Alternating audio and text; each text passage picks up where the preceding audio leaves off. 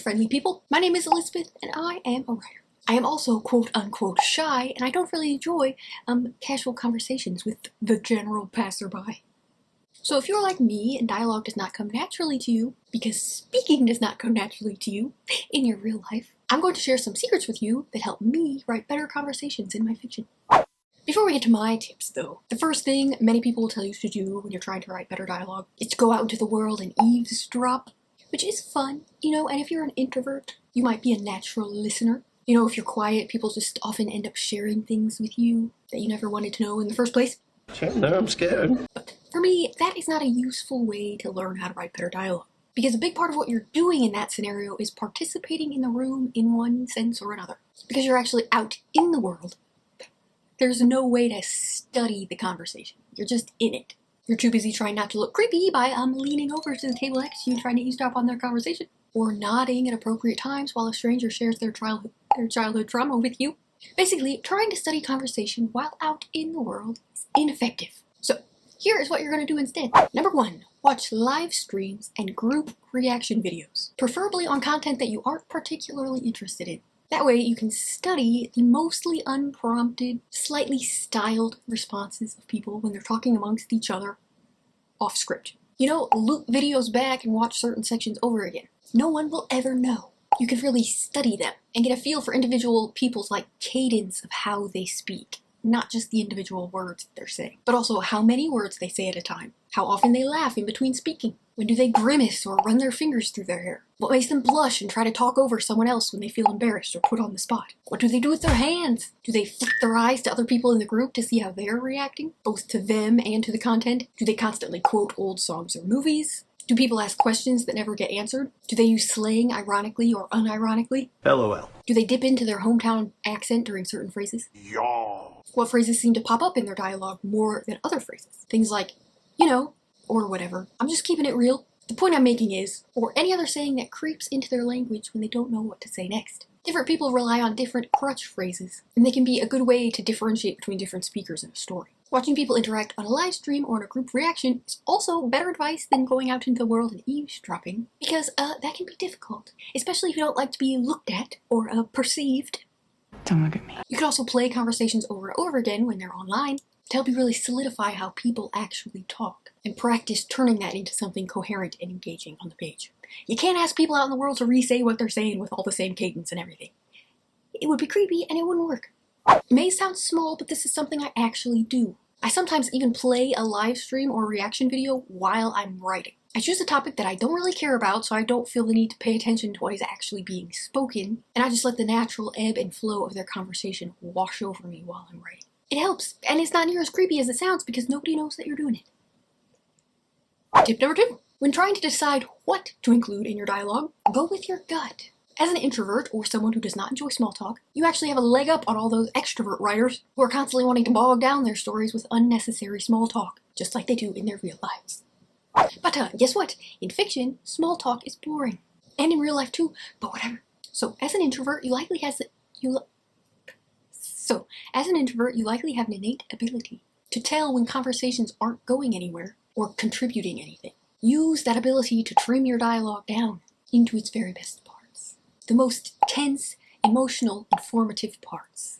Skip everything that would bore you in real life, and don't let your characters engage in conversations like that. Tip number 3. Don't go into a scene intending to use dialogue to convey information.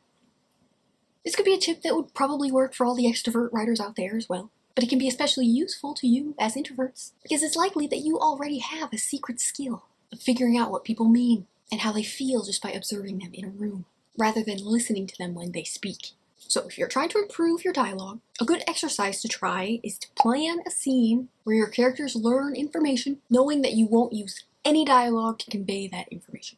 It's an exercise. It doesn't have to be in the final story. Obviously, most books use dialogue to convey information, but this is just a good exercise because using speech or word vomit to convey exposition is boring in fiction, or nonfiction, or whatever it is that you're writing. So even if you're a pantser, this is just an exercise, just one scene, and I would still suggest giving it a go.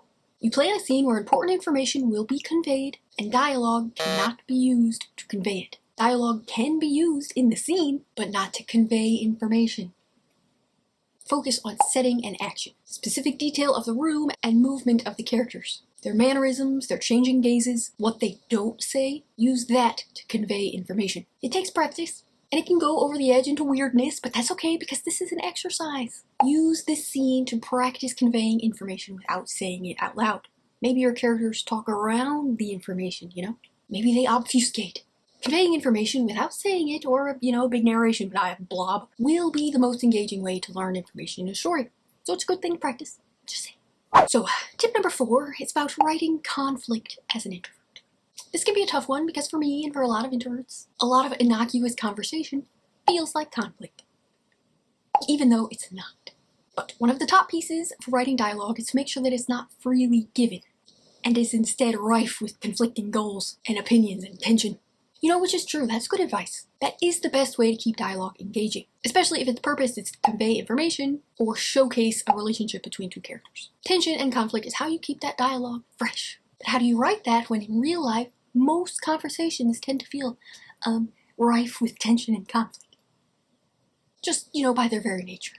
One thing I like to keep in mind when I'm writing dialogue is to step out of myself. I had an extremely hard time doing this when I first started writing. And honestly, I still struggle with it. For most of your characters and readers, the average conversation won't be tense or interesting or rife with conflict. So you can't really go with your gut on this. In order to practice writing actually tense, conflict-filled dialogue, do a few scenes where you go overboard intentionally. Write verbal fights. Write characters slinging insults at each other or monologuing about something they hate. Practice writing indulgent conflict just to get you out of the headspace that the general day-to-day conversation feels tense and uncomfortable. You can also go into a dialogue scene with a plan, a schematic. Plan out who wants what, and keep a list of what each character's specific goals are in the scene, and what they believe overall. Then set up the conversation so they are forced to talk to someone who has opposing views. That is essentially, ideologically, how you write engaging dialogue.